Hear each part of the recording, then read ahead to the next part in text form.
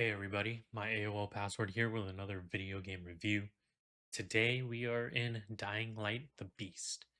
This is the newest game in the Dying Light franchise. Originally, it was supposed to be a Dying Light 2 DLC, but that whole concept kind of got scrapped and they kind of put it into a full game. Think of it as how Far Cry New Dawn is to Far Cry 5, or Tiny Tina's Wonderlands is to Borderlands 3. Kind of that same uh, concept, if you will. Um, so I got this game for free because I had the Ultimate Edition for Dying Light 2.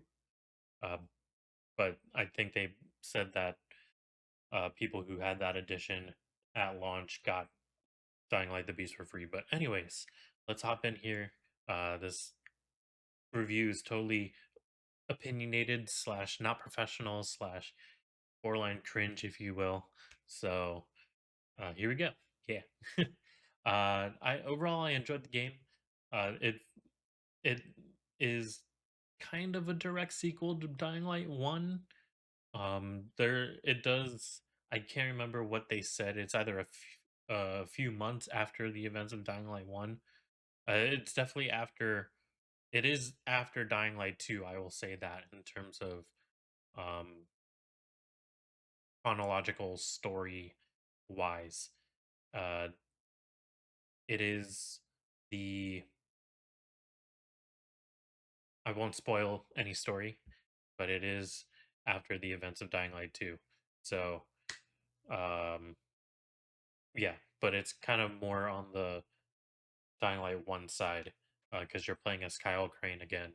So but you're in a completely new area and new atmosphere and all that stuff. But overall, I enjoyed the game. It definitely had that Light 1 vibe. The parkour, which honestly was probably my least favorite aspect of the game. I thought it was very not well done and janky and sluggish. I honestly thought it was the worst worst in the franchise compared to 1 and 2.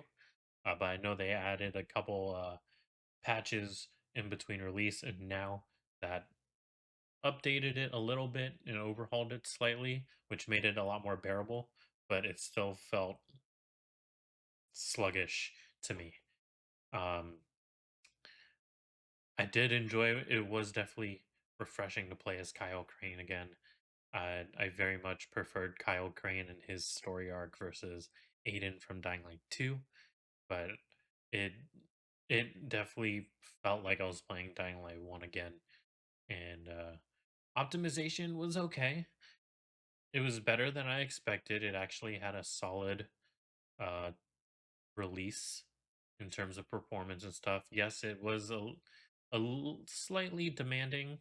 My PC was able to get to it. I just had to tweak it a little bit here, but it was overall it performed well. Granted, it had its frame drops. No game is perfect. No, but it performed well, especially on release. Combat, it was good. The combat was more like Dying Light 2 than Dying Light 1. The gunplay, like when you're using firearms, is very well done. They definitely polished that up from 1 and 2 because 1 and two's gunplays were not great. The melee combat definitely felt the same as 1 and 2. Nothing really new there, but it still felt satisfying to get the zombie kills, the dismemberment, and the gore, and the finishing animations were definitely good, and I enjoyed those. The cutscenes, the story, the writing, it all it was good. It was good enough for it to be satisfying. I will say that. It had its low points, but it was overall good. The mechanics about the same as Dying Light 1 and 2. Nothing really changed there. The crafting system is like I wouldn't say a watered down version of 2. 2 is definitely more detailed in its crafting system, but this kind of used a bit of that. kind of like a simplified version. It is a smaller game, so I don't think they would have put the full, like every single detail of the previous games into this one. This is, like I said, it is a smaller game, so um, it's not as huge as one and two. But it's still, you can still get a number of hours. It took me, I think, 25 hours. I kind of rushed the ending a little bit. I didn't do every side quest. I didn't technically 100% it yet. But I was just casual playing through 25, maybe 30 hours, depending on your how fast or slow you want to go. Um, I do like that there's some new varieties of zombies in this game, which definitely felt refreshing as well. Nighttime is a pain in the butt in this game, even if you're playing on easy mode.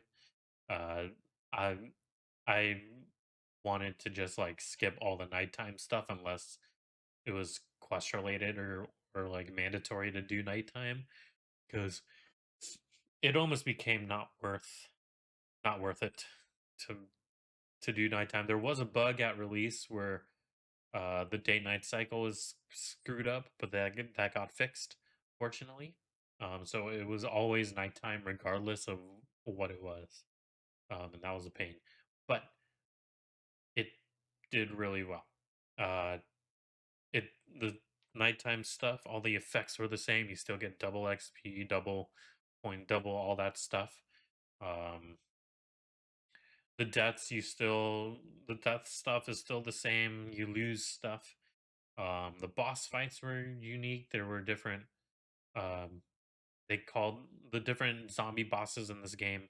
It had various mechanics, which is great, and they weren't all just like the same or recycled through, which I enjoyed.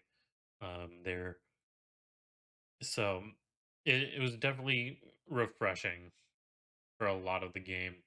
The Like I said, the story was good, the writing was good, the character development was great. There is a somewhat, I'll say, there's a plot twist or two in thrown in there.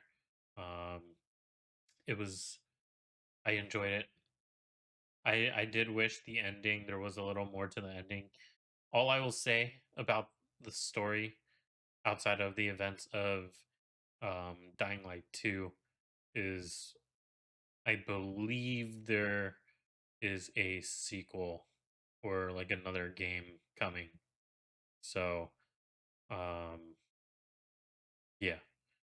So, unless there's a hidden ending I am unaware of, that is what I got out of it at the end. Though the end boss fight was kind of underwhelming, but it was still fun. And it was still interesting because it was new. Um, but like once you completed it, it was like, oh, okay, cool. Like it didn't really keep me on my toes like that. But uh, yeah, and then so some of it had Far Cry mechanics as well in terms of the gameplay. Like you had to, clear safe houses just like in the previous games in the franchise, but it was very much similar to Far Cry when it's like the outposts and stuff. You had to climb up to the top of the tower, activate all the stuff, and then it's yours. Um, so it just reminded me of Far Cry. The skill tree is a simplified version of one and two. There's um yeah, I'll just say that. So there's definitely less skills to put points in, but it gets you enough to um by the time you get to the end, you would have unlocked all the skills basically. So uh yeah. Um so that's like it. I think I covered almost everything there. But guys, thanks so much for coming out and watching this video. If I missed something, put it in the comments. If I missed something or like an aspect of the game mechanics or something like that, and we can talk about it there. You can also write down what you did or didn't like about the game. Uh, all that stuff. You guys can click on my socials, Twitter, Discord, Twitch, TikTok. They should all be in the profile somewhere. So go click on those if you want to see all my other videos and streams. Yeah, you can check out my other cringe game reviews that I have. We posted one of Borderlands 4 last week or a few days ago or something. We will be we will be making a new video for Assassin's Creed Shadows when I finish that game up. I'm working on that right now. Um, but yeah, you guys are more welcome to drop a sub, drop a like, all that good stuff. I will see you in the next video. So, adios, everyone.